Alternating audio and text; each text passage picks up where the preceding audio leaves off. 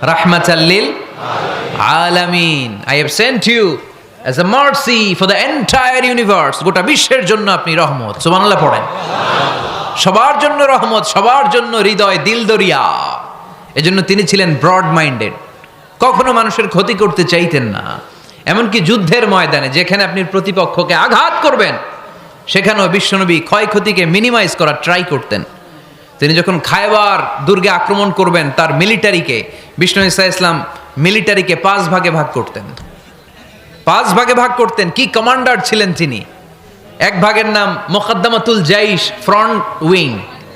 ডান দিকে একটা থাকতো মাইমানা, বায়ে একটা থাকতো মাইসারা, মাঝখানে যে ব্যাটালিয়ন থাকতো এটার নাম কলব, পেছনেরটার নাম খালফ। সুবহানাল্লাহ পড়েন। এজন্য বিশ্বনবী যখন অ্যাটাক করতেন তখন সবাই বলতো যা আল মুহাম্মদ ওয়াল খামিস, মুহাম্মদ তার 5 উইং এর ব্যাটালিয়ন নিয়ে আমাদের উপর আক্রমণ করেছে।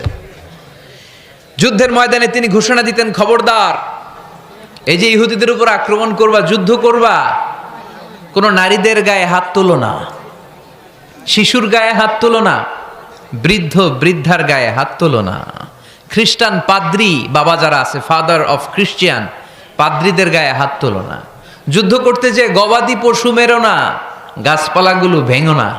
সুবহানাল্লাহ কইতে মনে চায় না? গেছে যুদ্ধ করতে, গেছে কি, কিন্তু ক্ষয়ক্ষতি মিনিমাইজ করার জন্য কি চেষ্টা করতেন!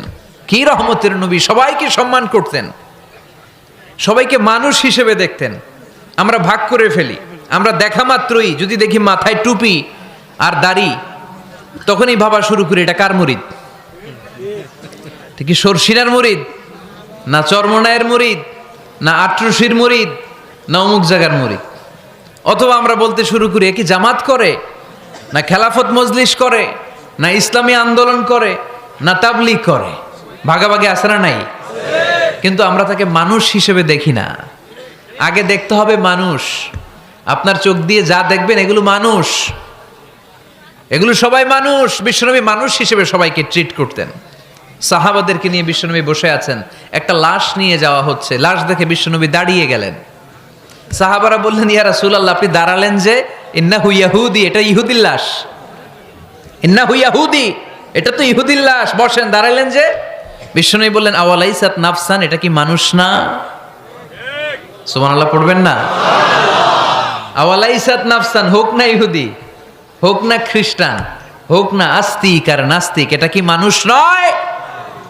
সে মানুষ। সবার উপরে মানুষ সত্য, তাহার উপরে নাই। মাখলুকাতের মধ্যে সবচাইতে বেশি শ্রেষ্ঠতম হচ্ছে মানুষ। বিশ্বনবী সবাইকে মানুষ হিসেবে ট্রিট করতেন। এজন্য বিশ্বনবী হচ্ছেন সবচেয়ে বেশি ব্রড মাইন্ডেড, মানে খোলা মনের, বড় মনের, দিল দরিয়া। ন্যারো মাইন্ডেড ছিলেন না। আমরা ন্যারো মাইন্ডেড, আমরা অল্পতে ঝগড়া বাঁধিয়ে দেই, আমরা অল্পতে অন্যকে গালমন্দ করি, আমরা অল্পতে ভাগাভাগি করি। ভাগাভাগি করবেন না, সহজ করে ইসলামকে উপস্থাপন করুন। আর দিন ও ইউসরুন লা উসরা ফি। আমার প্রিয় ফরিদপুরের ভাইয়েরা, দিন সহজ, এটার মধ্যে কাঠিন্যতা নাই। আমরা এটারে কঠিন বানাইছি। আমি প্রায় বিভিন্ন মাহফিলে বলি যে আল্লাহ ছাড় দেয় কিন্তু মাওলানা ছাড় দেয় না। আছে না নাই? আল্লাহ ঠিকই ছেড়ে দিয়েছে, মৌলবী ছাড় দেয় না। বিশ্বনবী সাহাবাদেরকে নিয়ে বসা, এক বেদুইন এসে মসজিদের ভিতরে উট ঢুকায় দিছে, মসজিদে নববীতে, আর মসজিদের মাঝখানে বসে পেশাব করা শুরু করে দিছে। আপনাদের এখানে ফরিদপুরের সবচেয়ে বড় মসজিদ কোনটা? কি নাম? এই কেন্দ্রীয় জামে মসজিদের ভিতরে যদি এক হিন্দু ঢুকে পেশাব শুরু করে, কি করবেন? হ্যাঁ, ওই কয় কোবায়ালামু। তো আবেগে ওরে পিটানো শুরু করবে সবাই।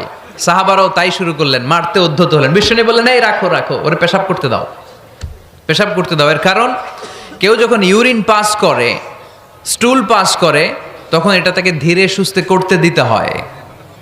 এজন্য টয়লেটে কেউ ঢুকলে জোরে বাড়ি দিবেন না, তাহলে খবর আছে।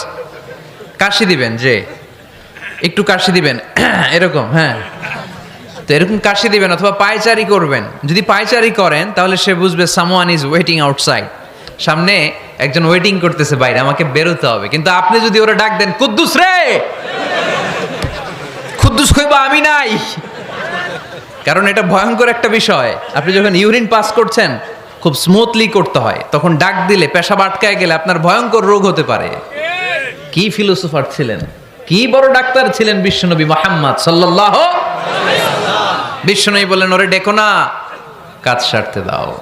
ইচ্ছা মতো বেটা পেশাব করার পরে বিশ্বনবী গেলেন, যে বললেন, তুমি যে পেশাব করেছো তুমি কি জানো এই জায়গাটা কি?